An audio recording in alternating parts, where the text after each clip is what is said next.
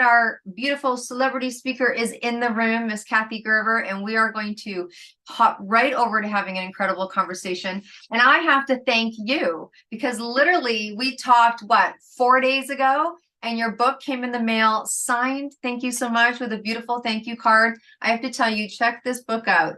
Now, you're going to want to read it. We're all going to want to read it. It's called Romancing with the Stars, Inspiring Hollywood Love Stories. And look at this. You're going to be reading some stuff. I'm sure there's some stories in there, but it's beautiful. It's got color in the book, and it's amazing. And I love some of the wedding pictures. And thank you so much. Thank you, Karthy, for that. So let me tell you about Karthy. Some of you have met Karthy already because we had the beautiful opportunity to meet. There's a lot of Oscars, Emmys gifting suite. Are you getting that? Look, if you want to come with us next time, we've got 4 spots available in September. Just text me. Come with us. Come with us. Okay. So Karthy is a Grammy nominated for Best Audiobook for Narration, Storytelling, and Recording in 2026. Congratulations on the nomination. That's incredible. Karthy was in the 10 Commandments movie. Who remembers the 10 Commandments movie? And it is in its 70th year anniversary. What? Okay, so people are going to ask about that. Karthy played the voice of Firestar in Superman and His Amazing Friends, and that is now in its 45th anniversary. Ocean, who's coming down and you'll meet next week, Karthy, was loaded up. He was super excited. He's now 22, but he was super excited. So Karthy was part of the classic The Family Affair. Who remembers The Family Affair? The Family Affair, right? Okay. And she was part of that, and it is still playing on multiple platforms today. Her new book, of which she has written 6, all right, is Romancing with the Stars, that I just showed you, that's inspired by Hollywood's love stories. The things that you may not know about Karthy is that she's extremely flexible and very acrobatic, so much so that her dad wanted to keep that a secret because he didn't want her to run off to the circus. Oh my God, bless his heart. The music that she's loving that gets her pumped up is Go the Distance from the movie Hercules. And she plays Chuck Mangione every single day. Thank you so much for joining us on our Stand Up, Speak Up, Show Up party. This is our 3rd annual International Women's Day Summit, and we're so grateful for you to be here. Well, thank you very much, Deb. I'm very happy to be here and listening to all these wonderful stories. And I have my little pad of paper and I'm writing down all these great ideas. And I said, oh, I could do that. Oh, I could try that. Oh my gosh, that's amazing. Now, look, I just kind of gave it away a little bit on you were in a movie that is celebrating its 70th anniversary. So I'm sure that threw some people off their chair a little bit. How long have you been in the entertainment business, my friend? Well, professionally, since I was 7, but I started when I was 3 years old with the Meglin Kitties, which was a group that actually the woman that founded, and it was a woman that founded this wonderful studio, and that is where Shirley Temple was discovered. And so, of course, my mother thought I would be the next Shirley Temple, and I started singing and dancing, learning all about that. When I was 3, I didn't become Shirley Temple, but I'm pretty happy with being Karthy Garver. That's not bad. And I don't know why it is the 70th anniversary of the 10 Commandments, because Deb, I am only 50. I just had that milestone. Well, I know. I'm thinking, what were they thinking? They got to talk to their press. They got to talk to their PR. Clearly, there's a mistake. Yeah, or there's another one of me wandering around someplace. Well, you're in the new version, right? They're talking about the original version. You're in the new version. So that's right. Well, they did recolorize it. So yeah, I think I'll claim that one. Yeah, there you go. The recolorized new version. Right. It's hard to claim, and for Family Affair, the 60th anniversary, because again, I don't know why these years keep popping up and getting my wrong age. It's Wikipedia and IMDb and all those. Yeah, the IMDb. We got to call IMDb people. Oh my goodness. I just listed off some incredible accolades for you. And I know that we only listed off a number of them. And it's incredible that one of those accolades is 2026. So how incredible of a career that you've had. I don't think what do they say is that there's you're in movement. Like you are literally in movement. I know that you still have things that you're working on right now that are happening in the future. So let's just give us a full scope before we ask you like what do you eat for breakfast? Because you've done some incredible things. What have you got going on right now other than a Grammy nomination? What's going on for you? Well, I'll see you at the Marianas at the Oscar gifting suite. And Mhm. then on the Oscar day itself, I will be receiving the Golden Era Award. And I will be presenting to Eric Roberts the Legacy Awards at the Charmaine Blake's Oscar viewing party. So that's this weekend. And then I'm going to China. Well, this just came up last week, and I will be doing a movie in China, and I'm leaving March the 20th. And I've never been there, so I'm really looking forward to this experience. Perhaps not the 15-hour journey, but I will be taking some books along with me on that trip. And I am the executive producer, and I have a supporting part in a new movie that we're going to do in Australia. And this is called Pollyanna's Wish. Now, probably a lot of you are familiar with the Pollyanna that Disney did, but that was kind of Disney's own take. This is based on the actual original story of Pollyanna.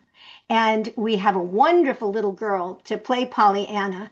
We're shooting in Australia, and she's half indigenous, and she's Pollyanna, and I'm playing Mrs. Snow, and it's got to be an Australian accent. So what I did was I put in my GPS in my car an Australian accent, a dialect, and I asked my car. So she said, and I can ask her too. I said, "Do I have any messages?" "Yes, you have 4 new messages." So what is my Australian accent from my car?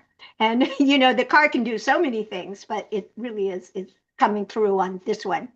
Yeah, well, it can also be your acting coach. Oh my goodness, that's hilarious. Don't you love these little nuances that you hear that can, I mean, no one even thought of it. So incredible, incredible.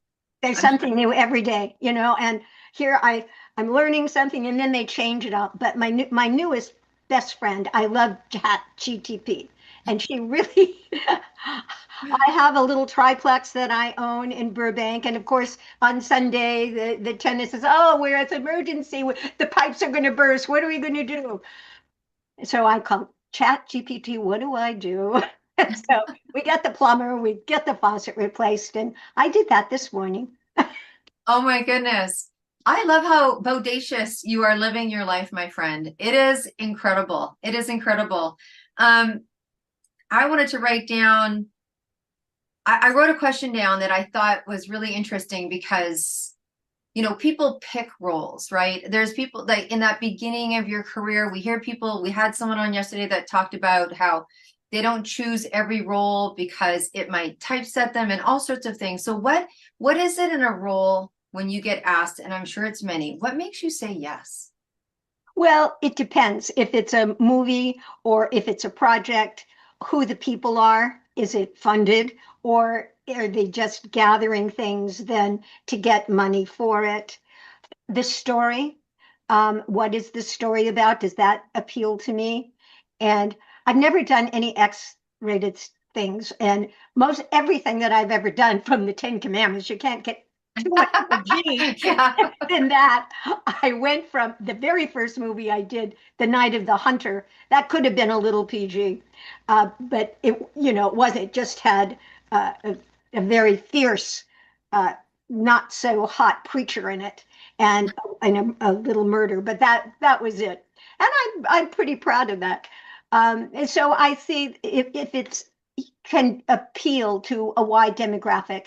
And the role itself, I really will take on any role. Usually, and if the project is good, and I think if it has legs. Hmm. Wow. What is something that, one of the things that we, didn't know, we already shared about you, but what is something that we don't really know in terms of the changes of your industry? I mean, you've probably seen many, but how have you been able to stay grounded and create a career in an industry that has had multiple changes and has multiple changes. Well, since I have such a long history in entertainment itself, I have seen so many changes, and we've all kept up with them. I mean, when TV first came in, and Family Affair started like in 1966, it was just getting into the television realm. We were one of the first shows in color, but all the people with radio, oh, nobody's going to listen to the radio anymore. Oh, it's just going to obliterate things. What's going to happen? And tearing and oh, pulling their hair. Well, radio, we know, is still here. And television now has beautiful colors. And now it's expanded. I embrace all the new technology, and there is a way to work with it that does not take away but enhances. I I just saw on Facebook the other day someone had when I was at the Grammy in my dress, and there's a picture, and then all of a sudden I see myself moving. Says, "Oh well, thank you so much, and I such a pleasure being here." And I think, "Well, who is that?" This woman had made a whole a creature of me going, and I said, "Well, she did a pretty good job of that." I said, "I think I'll take that." Made me lose 10 pounds just with a little brush. So some Oh, things are good.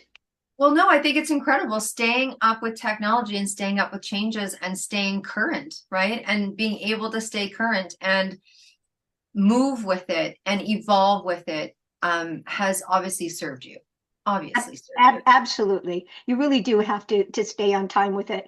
And of course, my 35-year-old son still lives with me. He's invited his girlfriend to live with us 14 years ago.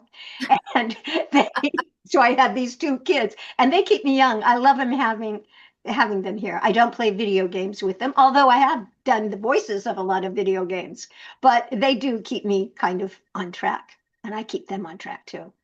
Yeah, no, that's helpful. I think that I say that about my son often, right? I didn't know a lot about streetwear, but now I do. Ah, And I think it's important to stay in a circle, at least of people that make you feel youthful, that are adapting and changing. It doesn't mean that everyone that you're hanging out with is doing that, but definitely evolving and making you and just being adaptive, just being adaptive.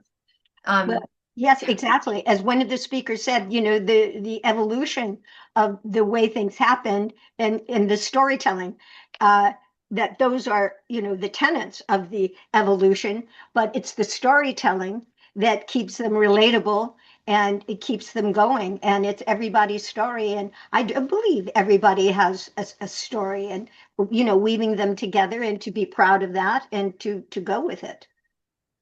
we've been talking a lot, thank you. We've been talking a lot in the last 2 days about bravery.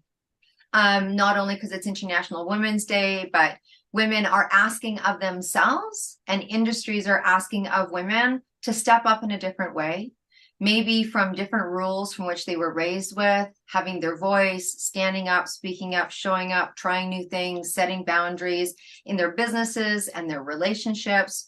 For you, what has been some of the like the power movements that you've had to work through, easy or not easy? It was pretty easy for me actually because I started so young and Mm. I was looked at for my talent. I mean, there was never a couch there when I was 10 horribly or 14 or 20 or even now, but because I wasn't desperate to get a job and because I had fabulous parents and I went to a nice Catholic school for 6 years. I really had a fundamental basis of knowing who I am and that God was there and that I was protected.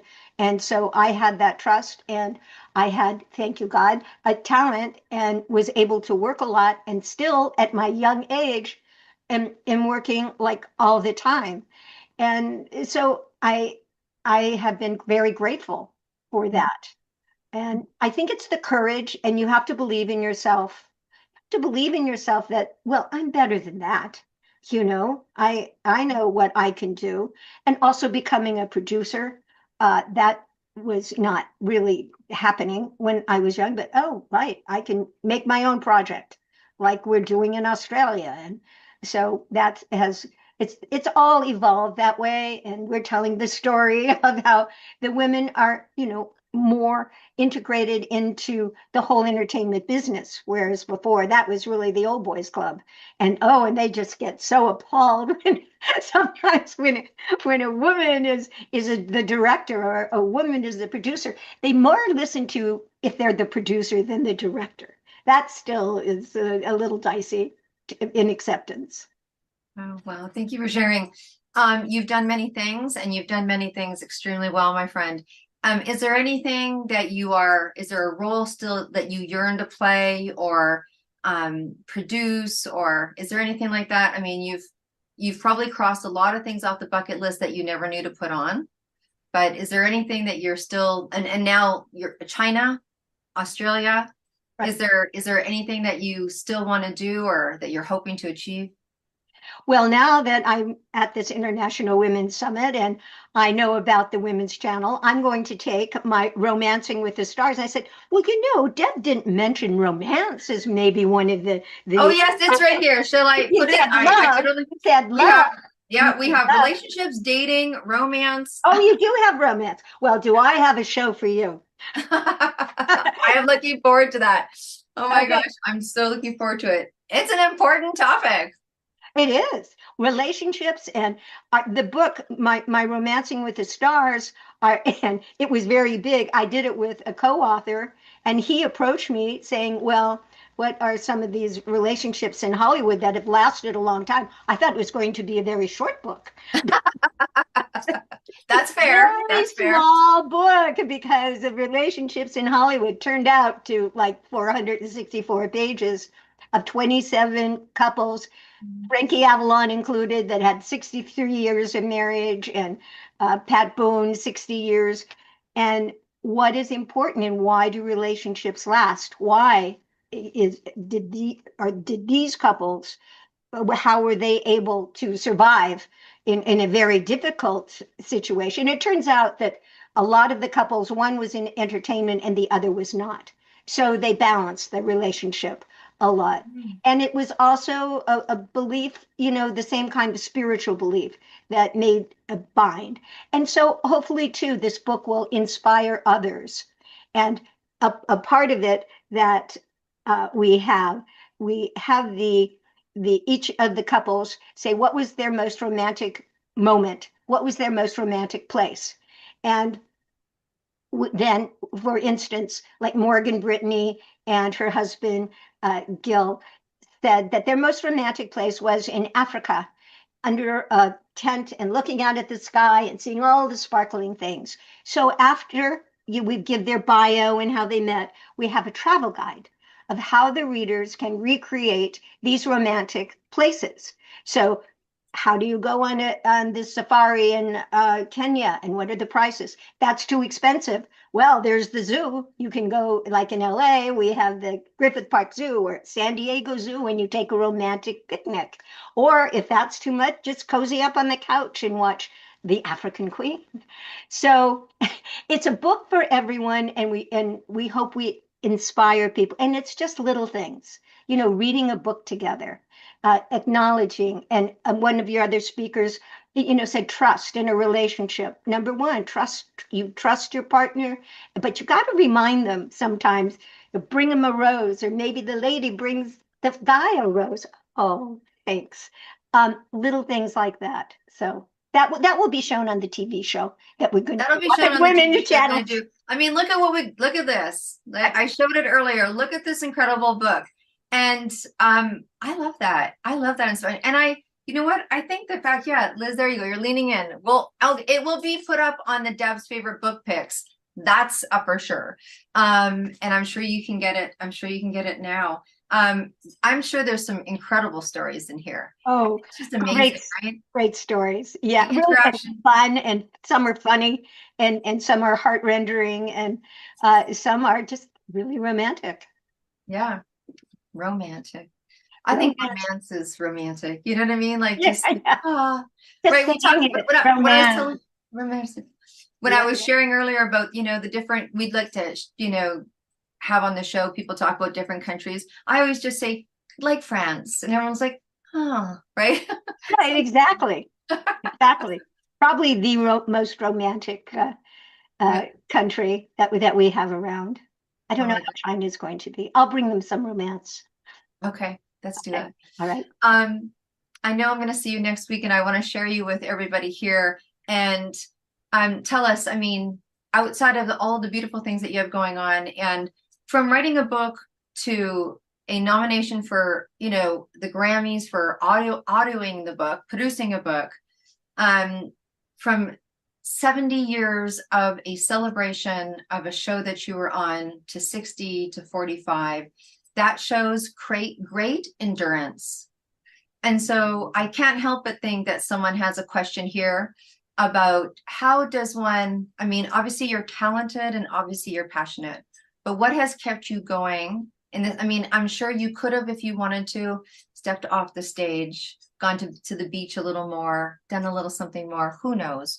But what has kept you going for, a few years, just a few? I think primarily perseverance, and everyone has their ups and downs, and also diversity. I know that a couple of your speakers as well, you've got to, find your road and find your lane. In the entertainment world, in my estimation, you really have to develop your skills in all the different facets of the entertainment world. So and they are all different kinds of skills to learn. There's something how to do a movie as opposed to how to be on the stage, as opposed to how to do a little voiceover, how to then, not only in the acting realm, and how to do real person commercials, etc., but what does a producer do? I'm going to produce something. And so within the whole entertainment realm, there are those things. I developed, so I've done stage and movies and TVs. I'm going to have a podcast. I write, not scripts. I've never written scripts, and I've never directed. I'll leave that to them. I do know my limit, and, but I'm a really good producer, and I love in my older years producing, and I love the writing, but I like the acting still. And that's one thing. I mean, we look at Betty White or some of our elder statesmen, Clint Eastwood, that is still doing movies up into his 90s. We are. So I'm not up into my 90s yet. I was referring to them. That's right. But every that's it's something that we can go. But for everybody, I Mhm. think to know the perseverance, the courage. You have good days, you have bad days, everything is cyclical. This is going to get better in relationships. Oh, I don't know if I can live with this person, and next day there's flowers. So it goes up and down. I think a belief in God, and my mission is just to inspire people, to entertain people, and to be here as long as my friend up there would like me to be here. Wow. Well, I don't think there's better words to finish than off that. Kathy, if there's anything else that you would like to share with us, then please share now. A message for International Women's Day. What a full circle. What a pleasure to sit and listen to some of your story. I can't even imagine some of the on set stories and the, oh my gosh, I never thought I'd have a chance to dance with him stories, and all of your life stories, I'm sure, are absolutely incredible. But is there one last message that you would like to share in relationship to International Women's Day? I just appreciate that you have founded this and are working on it and are reaching out so much internationally because, we are all coming together. And I think that with us listening to each other, with gaining from each other, with giving back, as another one of your wonderful speakers says, you reconnect with some of the people. But I think it's that unity and it is that same goal that we all want, which is to be the best of ourselves and to help other people. Well, thank you so much. That shows some love and some hearts and some reactions.